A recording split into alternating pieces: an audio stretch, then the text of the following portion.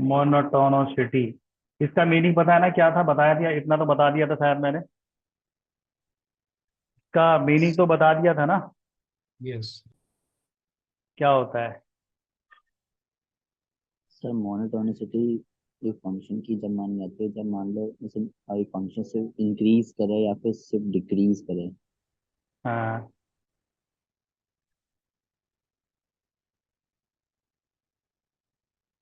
Mean यही था ना।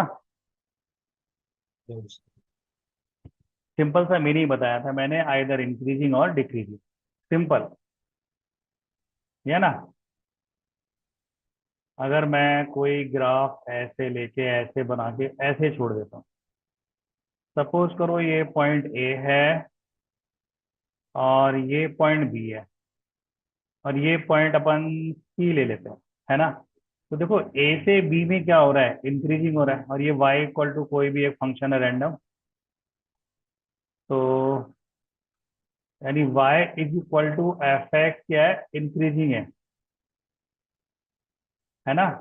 The interval a comma b open interval है। सेम एफ एक्स जो है वाई इज इक्वल टू, वो हमारा डिक्रीजिंग आ रहा है इन इंटरवल बी टू सी। ये यहाँ से लेके यहाँ से में क्या आ रहा है, डिक्रीज हो रहा है,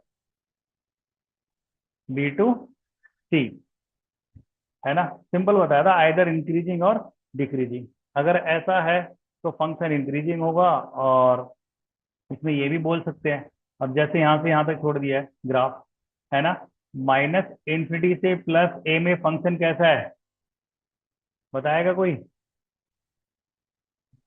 डिक्रीजिंग। डिक्रीजिंग है। मैं ऐसे लिख सकता हूँ, x belongs to minus infinity to plus a, then f x is decreasing. और मैंने शायद हाँ, पहला जो अपना, चलो बड़ा सिंपल तरीके से करते हैं। तो इसका नेक्स्ट जो पॉइंट है मोनोटोनोसिटी का, मोनोटोनोसिटी एट ए पॉइंट है, एट ए पॉइंट मतलब किसी पॉइंट पे क्या है, मतलब वो इंक्रीज हो रहा है डिक्रीज हो रहा है ना। For example x equal to a है ऊपर वाले ग्राफ में, एक्स इक्वल टू बी है, एक्स इक्वल टू, उस पॉइंट पे क्या हो रहा है, डिक्रीज हो रहा है या इंक्रीज हो रहा है, ठीक है ना। तो मोनोटोनोसिटी एट ए पॉइंट निकालने के लिए, कुछ पहले रखा गया, निकालने के लिए मैंने चार टाइप बताए थे, याद हो तो।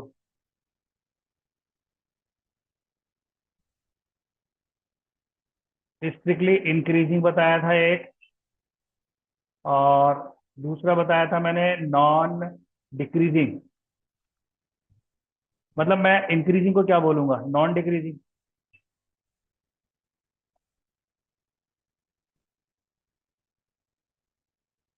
या ओनली इंक्रीजिंग।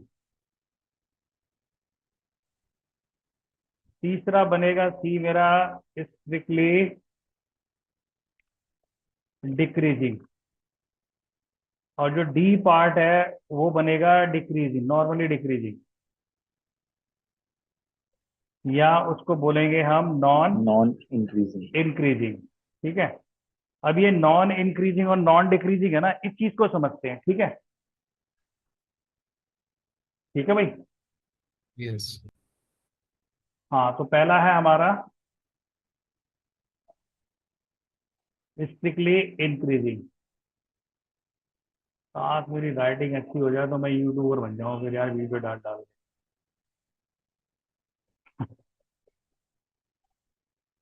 हाँ भाई, नॉन डिक्रीजिंग इंक्रीजिंग का एक सिंपल सा एग्जांपल लेते हैं। फॉर एग्जांपल ऐसे करके कोई कर्व जा रहा है ना, और एक पॉइंट हमने ये ले लिया है, और इधर वाला जो पॉइंट है लेट बी ले लेते हैं, ठीक है। और अच्छा एक सेकंड, सॉरी, हमने टॉपिक लिखा है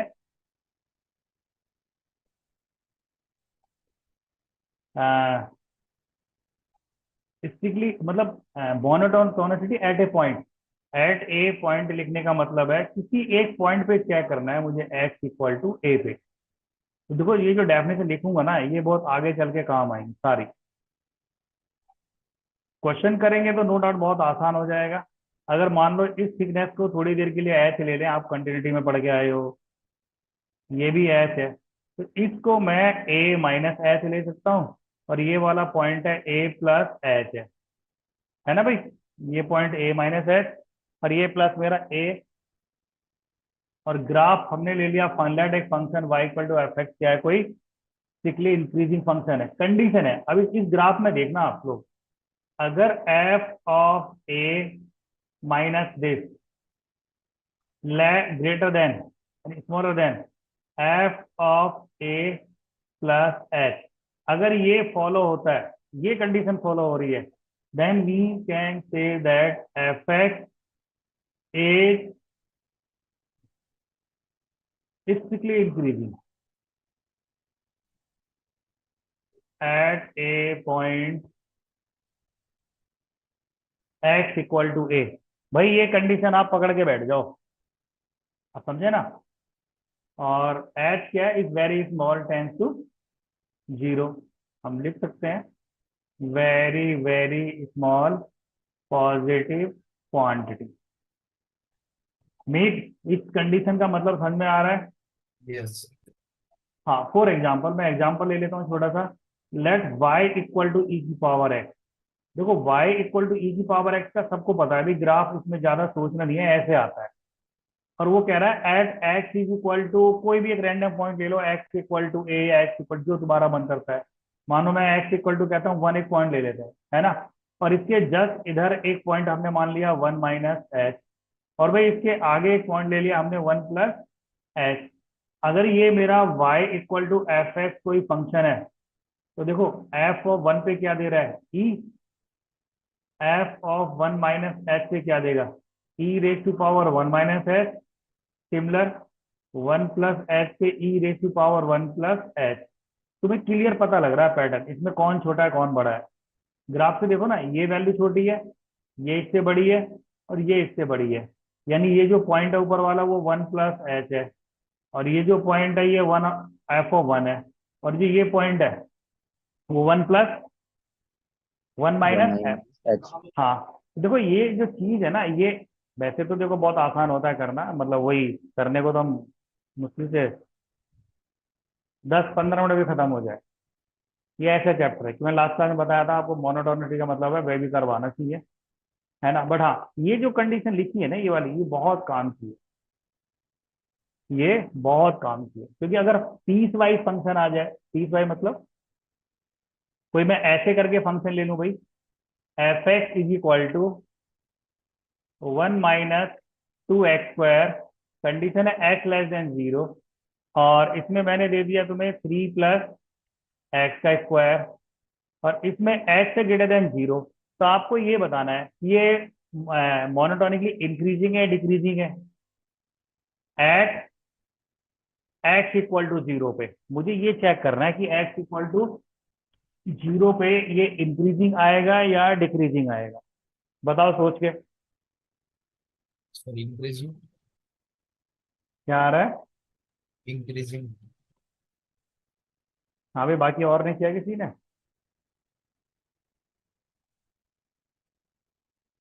देखो मैं ग्राफिकली देखना चाहता हूँ पहले तो इसे। अगर ये y, हाँ, इसमें x इक्वल टू जीरो का मतलब है, इसका मतलब मुझे तीन वैल्यू चेक करनी है।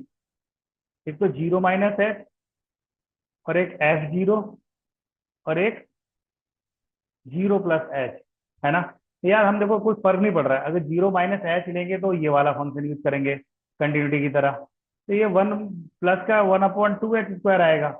जीरो रखेंगे एक्स इक्वल टू जीरो इसमें, तो ये थ्री आ जाएगा। अगर इसमें रखेंगे तो ये थ्री प्लस एच स्क्वायर होगा, ये है ना।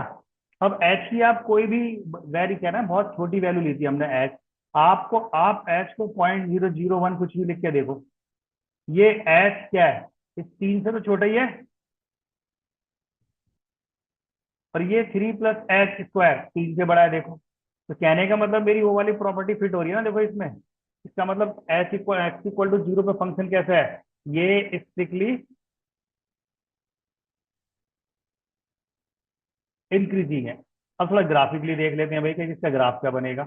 सपोज करो पहले का ग्राफ बना के देखो, one minus two x square, x equal to zero पे वाई की वैल्यू वन है, और सबको पता होगा भाई ये पैराबोला कैसा बनेगा, आइडिया किसी को।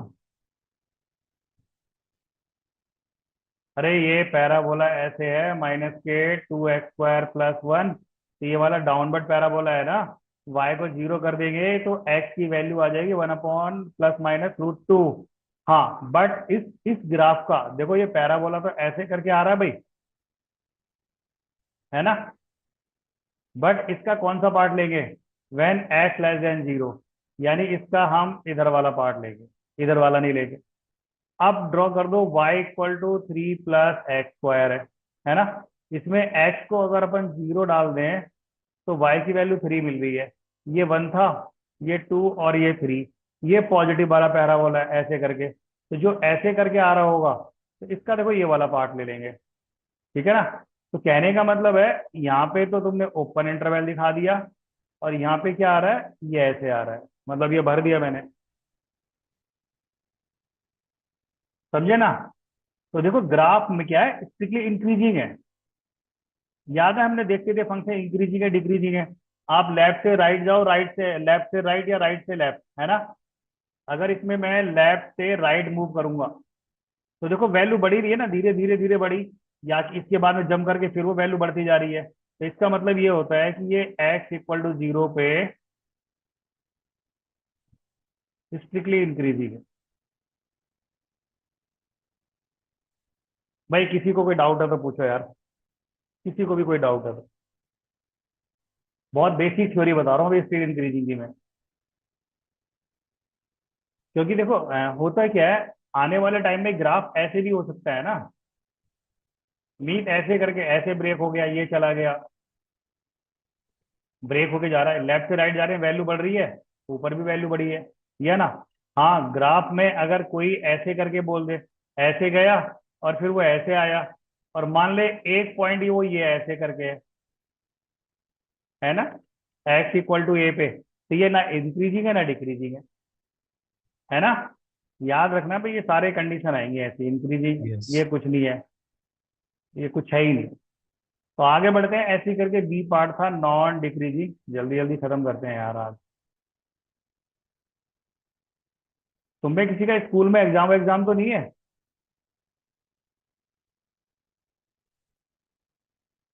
अंश, अंश बहुत दिनों बाद, अंश का हाँ, किसी का एग्जाम है स्कूल में? सर है मंडे का मैथ्स को। मंडे? यस सर, मैथ्स का। तो उसमें क्या क्या आ रहा है? Sir matrix determinant relation function, और वो हाँ बताया इनवर्स ट्रिको, हाँ, AOD, continuity and differentiability, integration, application of integration. Application area, area वाला पार्ट। Yes sir. चलो फिर तो काफी आ रहा है यार, ये ना, ऑलमोस्ट 12 तो सारा ही आ जाता है।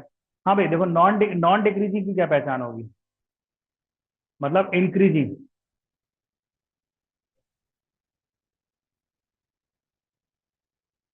इंक्रीजिंग की क्या पहचान है, अपन ने जब भी ग्राफ लिया था ना, ऐसे करके ऐसे गया, थोड़ा सा ऐसे जाएगा, हो सकता है ब्रेक होके फिर ऐसे चला जाए, ग्राफ ऐसे बन जाए। अब इसमें तुमसे किसी पॉइंट पे बोला है कि यार x = मैं इस पॉइंट पे चेक कर रहा हूँ, इसे x = a पे बताना है, x = a पे कि फंक्शन की वैल्यू क्या है, इंक्रीजिंग है डिक्रीजिंग है। देखो इंक्रीजिंग का सीधा, यार मोनोटोनिसिटी का मतलब इधर इंक्रीजिंग है डिक्रीजिंग। इस वाले ग्राफ में क्या आ रहा है, लाइन थोड़ी ना फ्लैट हो गई है, आगे पढ़ेंगे भी डेरिवेटिव टेस्ट इसका। तो इस पॉइंट पे चेक करना है, इसके लिए तुम्हें ये कंडीशन याद रखनी है कि a - h इसमें < f(a) क्या हो जाएगा, a + h, इसमें ये वाली प्रॉपर्टी फॉलो होगी। मतलब किसी पॉइंट पे मतलब देखो आगे चल के लिमिट भी है, अगर ढंग से देखें ना तो देखो ये वाला पार्ट लेफ्ट हैंड लिमिट है, ये राइट हैंड लिमिट है, ये फंक्शन की वैल्यू है, ठीक है ना, और h → 0। तो ये अगर कंडीशन सेटिस्फाई हो जाएगी तो हम बोल सकते हैं कि फंक्शन कैसा है, स्ट्रिक्टली इंक्रीजिंग है डिक्रीजिंग है। हाँ भाई बोल सकते हैं ना। यस। अच्छा ये बताओ, अगर मैं एक सेकंड, ये जो ग्राफ बनाया है, अब ये जो ग्राफ बनाया है ऐसे करके, है ना, और या फिर ऊपर मैं थोड़ा सा ऐसे ले लेता हूँ, ये भी एक पॉइंट है और ये भी एक पॉइंट है। अपन ने जो कंडीशन लिखी है ना, वो ये स्पेस है, वो स्टैंडर्ड कंडीशन है, a minus h less than f of a plus h. तो इस वाले ग्राफ के लिए परफेक्ट जो कंडीशन होगी ना, ढंग से देखो क्या होगी। अगर इसमें अपन थोड़ा ये ले लेते हैं, ए माइनस एच, और इधर वाली लेंथ को ले लेते हैं हम ए प्लस एच। तो ढंग से देखो, इस वाले ग्राफ के लिए आप ए माइनस एच लिखोगे less than f of a, but less than equal to a plus h आएगा इस वाले ग्राफ के लिए। देखो ना, यहां से जब ग्राफ जा रहा है ऐसे करके, तो इस पॉइंट की वैल्यू इस पॉइंट से छोटी है, इक्वल का चांस नहीं है। बट जब x इक्वल टू ए पे गए हैं ना, x इक्वल टू ए पे वैल्यू क्या आ रही है, ए प्लस एच के इक्वल या इससे छोटी। ठीक है। फिर अगर नो इक्वल हो तो फिर भी इंक्रीजिंग कह सकते हैं। भाई यार, किसी पॉइंट पे आ गया ना, किसी पॉइंट पे। देखो मोनोटोनिसिटी अभी क्या पॉइंट है, फिर मोनोटोनिसिटी क्या आएगी, किसी पॉइंट पे आएगी, फिर एक इंटरवल होगा, फिर ऐसी है करके ओपन इंटरवल क्लोज इंटरवल, कुछ ऐसी करके आनी है तुम्हारी ये। ठीक है ना। Yes. बोलो भाई। Yes. हाँ, इसका यार वही है, वन शॉट में अगर सॉल्व करेंगे तो कई सारे ग्राफ बनेंगे। कोई सोच के बताएगा तुम लोगों में से? अगर मैंने ग्राफ ऐसे करके लिया है ना, देखो भाई मोनोटोनिसिटी इंक्रीजिंग है, अगर ये फंक्शन स्ट्रिक्टली इंक्रीजिंग है, स्ट्रिक्टली इंक्रीजिंग है, तो ऑब्वियसली इसके लिए इसके लिए dy अपॉन dx कैसा होगा, बताते चलते हैं यार। एफ डैश एक्स कैसा होगा इस वाले ग्राफ के लिए, greater than zero. Greater than zero. सोच के बताना। डबल डेरिवेटिव कैसा होगा इस वाले ग्राफ के लिए,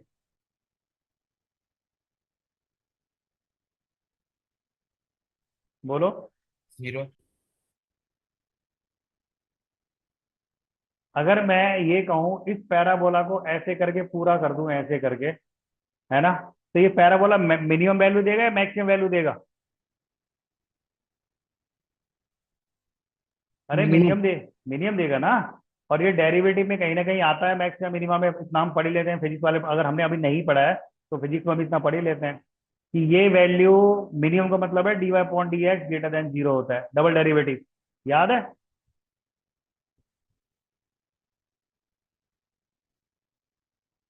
अरे भाई, सबको पता है ना, डबल डेरिवेटिव टेस्ट जो करते हैं फिजिक्स में भी बताया होगा मैक्सिमम मिनिमम में, अगर Yes, double sir. Derivative greater than zero होता है तो मिनिमम देता है। यानी इस वाले ग्राफ में इसका मतलब ये है एफ डैश एक्स पॉजिटिव है।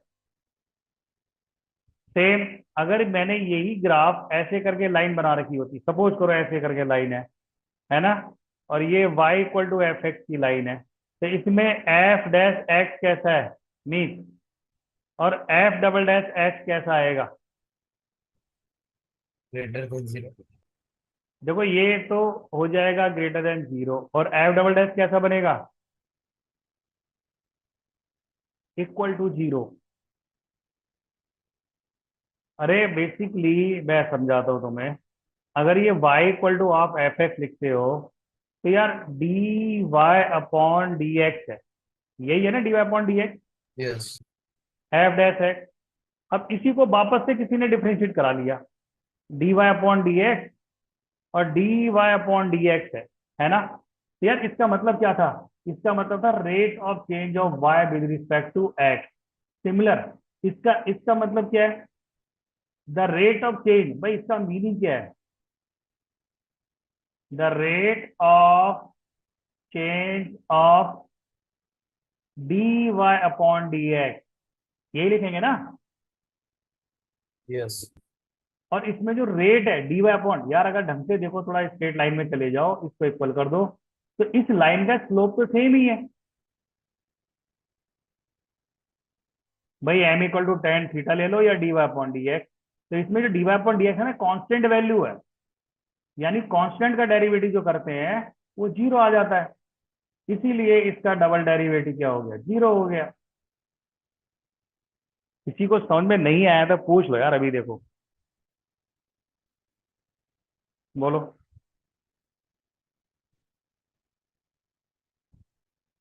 हाँ समझ में आया ये? सर तो फिर यस सर। इसके वाले में क्यों इक्वल टू जीरो नहीं हुआ? किसमें? इसके पहले वाले ग्राफ। हाँ यहाँ देख, पहले वाले में किसी भी पॉइंट पे स्लोप, मान ये पॉइंट ले ले यार, इस पॉइंट पे स्ट्रेट लाइन ड्रॉ करेगा तो देख ऐसे जा रही होगी ऐसे करके, और इसका स्लोप कहीं ऐसे करके पीछे सीधा है, मान ले भी ये पॉइंट ले ले। अब इस पॉइंट पे ड्रॉ कर टेंजेंट, तो ऐसे करके टेंजेंट जाएगी, तो इसके हर एक पॉइंट पे dy अपॉन dx चेंज हो रहा है ना, यस। ये ना। इसके किसी भी एक पॉइंट पे यहाँ पे निकालेगा तो और ऐसे स्ट्रेट हो जाएगा। कहने का मतलब है यहाँ पे dy अपॉन dx तेरा चेंज हो रहा है। अब इस वाले ग्राफ में dy अपॉन dx चेंज ही नहीं हो रहा, मतलब dy upon dx constant rate से बस, अरे ये ऐसे ही करके तो जा रहा है फंक्शन ऊपर को। यानी स्लोप अगर कांस्टेंट होगा तो फिर जीरो होगा ना? यार ऑब्वियसली डबल डेरिवेटिव भाई, मान ले y इक्वल टू कांस्टेंट है फॉर एग्जांपल, तो इसका डिवाइड एस क्या निकालेंगे, जीरो तो आएगा।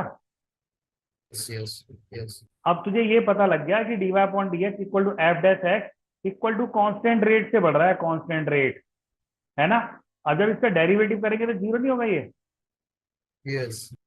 हाँ सिमिलर, अगर तेरे को इसी का घुमा के ये दे दिया जाए, सेम ही है, थोड़ा इसको अपन ऐसे ले लेते हैं इस फॉर्म में, ऐसे करके, तो इसके लिए क्या आएगा, बोलो भाई कोई।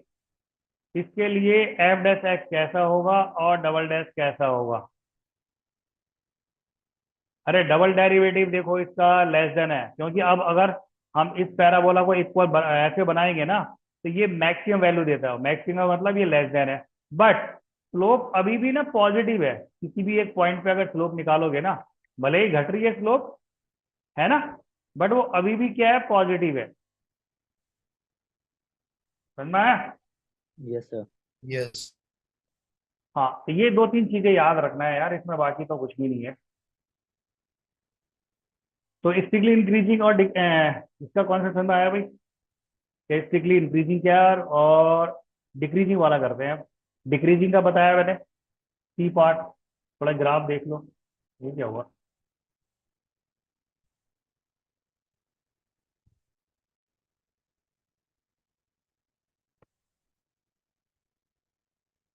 स्टिकली डिक्रीजिंग का क्या होगा, जो तुमने सीक्वेंस लिखा है ए माइनस एच, सॉरी उसको उल्टा कर देंगे यार, F of a plus H, मैं उसी ग्राफ में उसी सेम ऊपर से फंक्शन ले आता हूँ ऐसे करके से, ठीक है ना। और आपको कहाँ पे एक्स इक्वल टू ए पे चेक करना है, ये तो वैल्यू होगी तुम्हारी एफ ऑफ ए, और ए माइनस एच, चलो यहाँ ले लेते हैं ए माइनस एच, ये वैल्यू ए माइनस एच, ये वैल्यू क्या हो जाएगी, F of A minus H, और कहीं पे ए प्लस एच इसको ले लेते हैं, ए प्लस एच। तो भाई ढंग से देखो ये वाली क्या है, ए प्लस एच, यानी अब लास्ट वाली जो पहले बड़ी आ रही थी वैल्यू, वो अब सबसे छोटी हो गई है ना। तो ये स्टिकली डिक्रीजिंग का एग्जांपल है। आंसर समझ में आया? क्वेश्चन बहुत अच्छे अच्छे मिलेंगे इसमें देखने को। Yes sir. अगर ये y इक्वल टू ई की पावर माइनस एक्स है ना, तो देखो ये क्लियर दिख रहा है, ये स्ट्रिक्टली डिक्रीजिंग है, क्योंकि अगर मैं इसका ग्राफ बनाता हूँ ई की पावर एक्स से क्या आता है, ऐसे ही तो आता है, ऐसे करके भी नीचे चला जाता है, एक्स इक्वल टू जीरो पे वन दे देता है, और ये इधर, और इधर ये छोटा होता चला जाता है, छोटा होता चला जाता है, ठीक है ना। यस।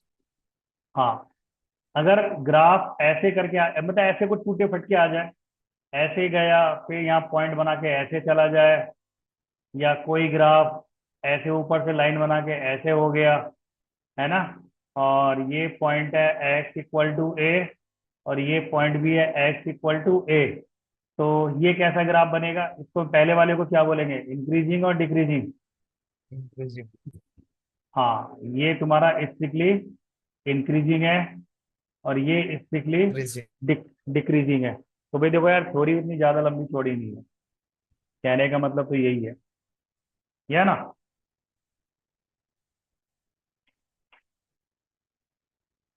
ठीक है ना।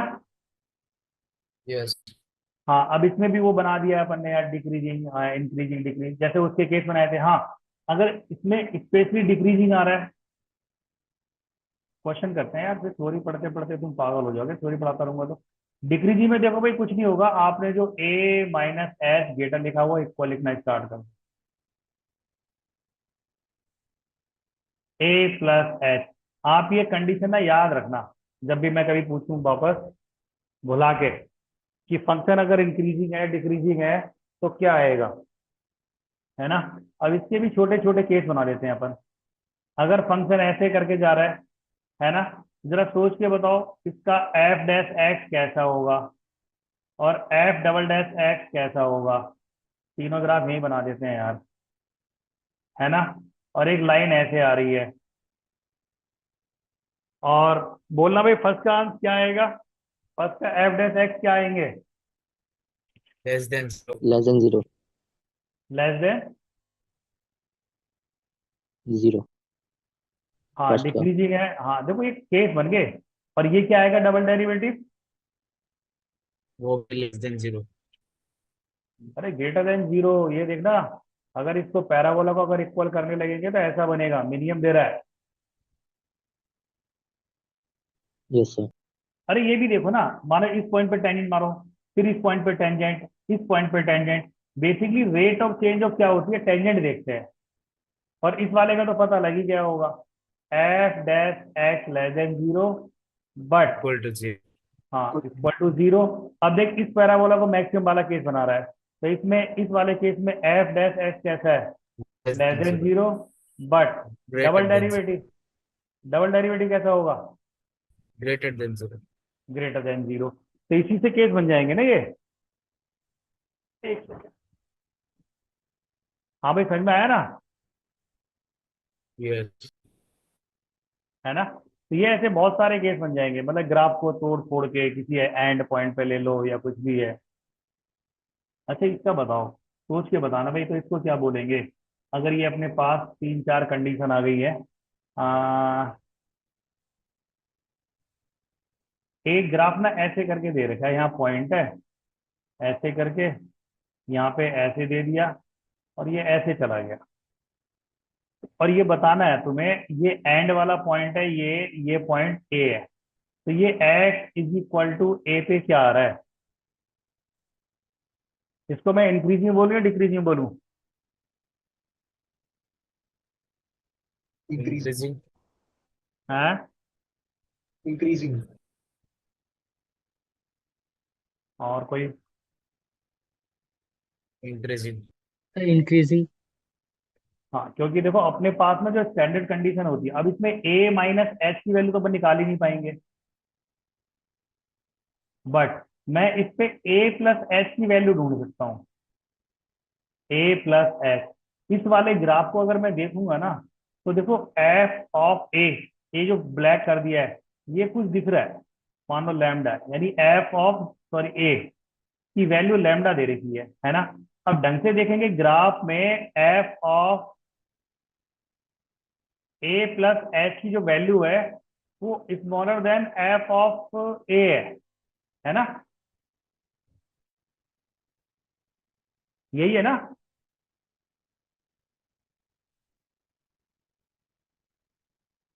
बोलो यार कोई इस ढंग से। Yes yes sir. तो हम इसको कंपेयर कर सकते हैं।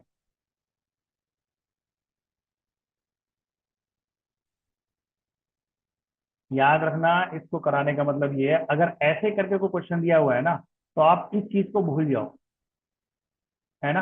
अगर किसी भी ग्राफ में आपको एंड पॉइंट अगर दे रखा है, एंड पॉइंट, मानो मैं उसी का बना दूं और ऐसे करके काला कर दूं, एंड पॉइंट अगर दे रखा है ना, तो आपको ना इसके जो एफ ऑफ माइनस एच है उससे कोई लेना देना नहीं है। आपको क्या कंपेयर करना है, compare f of a plus h and f of ए।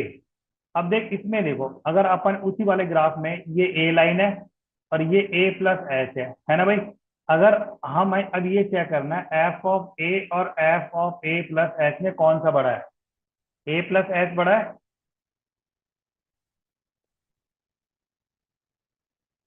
देखो ना भाई, एफ ऑफ, अच्छा सॉरी, एफ ऑफ ए मतलब इस पे लेफ्ट हैंड कंटिन्यूटी चेक करो, अप्रोक्सीमेट वैल्यू। इसको नहीं याद करेंगे, ये तो फंक्शन की वैल्यू है ना। तो इससे इंक्रीज होगा डिक्रीज होगा?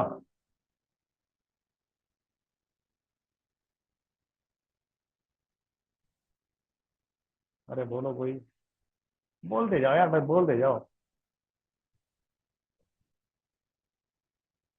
इंक्रीज। भाई ये बताओ, इसे आप सोच के बताओ, इसे एक्स इक्वल टू ए पे इंक्रीजिंग बोले हैं डिक्रीजिंग बोले हैं?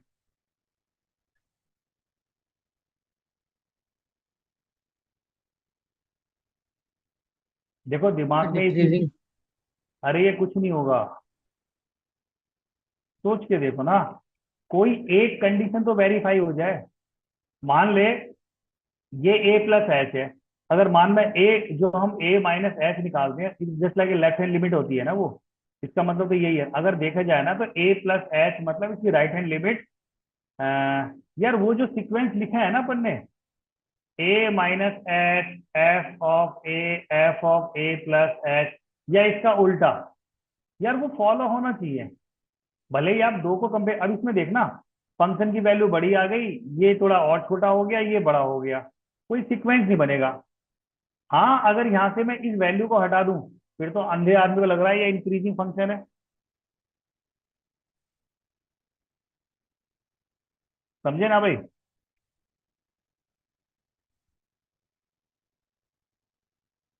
जल्दी बोलो सोच के यार, मैं इंक्रीजिंग बोलूं या डिक्रीजिंग बोलूं, इतना बताओ बस। डिक्रीजिंग। यार इसको मेरे हिसाब से कुछ नहीं बोलना चाहिए, मेरे हिसाब से। अब आप बोलो क्या कहना चाहते हो, मैं दोबारा लिख देता सर हूँ। एफ ऑफ ए उससे ग्रेटर है तो फिर डिक्रीजिंग नहीं होगा। अच्छा एक चीज देख, मैं दो ग्राफ बनाता हूँ, रुक जाओ, सेम बनाता हूँ, दोनों ही ग्राफ है। ये ग्राफ ऐसे करके आ रहा है, यहाँ से ये ऐसे जा रहा है, ठीक है। और एक ग्राफ मैं बनाता हूँ इसी का, यहाँ पे काला कर दिया एंड पॉइंट, और ऐसे जा रहा है। अब इसमें से किसको इंक्रीजिंग बोलना ज्यादा आसान है, ये बताओ। तो सेकंड वाला। सेकंड वाले को। सेकंड वाले को। तो आप ये समझ जाओ ना कि इसमें, हाँ देखो पहली चीज तो ये ना तो इंक्रीज लग रहा डिक्रीज लग रहा, बट इन केस अगर आता है फंक्शन, तो आपकी लेफ्ट पॉइंट पे देखो यार, इसकी फंक्शन की जो वैल्यू है एफ ऑफ ए, वो तो ऊपर है, और ए प्लस एच वो नीचे है, नो डाउट। लेकिन फंक्शन और नीचे चला गया, हमें क्या पता कहाँ से आ रहा था। बेसिकली ये देखो, ये ना इंटरवल पे नहीं है, ये जो तुम चेक कर रहे हो ना, इस टॉपिक का नाम जो है मोनोटोनिसिटी एट ए पॉइंट की बात कर रहे हैं हम। तो यार सिंपल सा लॉजिक है, कोई भी ग्राफ है, कोई भी ग्राफ एक्स वाई जेड ऐसे करके दे दिया किसी ने, अगर एक्स, अगर ये इंक्रीजिंग है, तो एक्स इक्वल टू ए के इधर थोड़ी बड़ी वैल्यू चाहिए और उसके लेफ्ट में थोड़ी सी छोटी चाहिए। अगर ये डिक्रीजिंग है, डिक्रीजिंग करके आ रहा है, तो इसके राइट में छोटा होना चाहिए और लेफ्ट में बड़ा होना चाहिए। यार ये कंडीशन पहचान लो, ये डिक्रीजिंग के लिए, ये इंक्रीजिंग के लिए। समझे ना? यस। हाँ अगर आप ये पकड़ के बैठ जाओ तो ये भाई बहुत आसान है, आप कभी मार नहीं खाओगे, है ना। चलो बहुत हो गई थ्योरी की पार्ट, मैं तुम्हें इंक्रीज डिक्रीजिंग का बेसिक एग्जांपल बताता हूँ।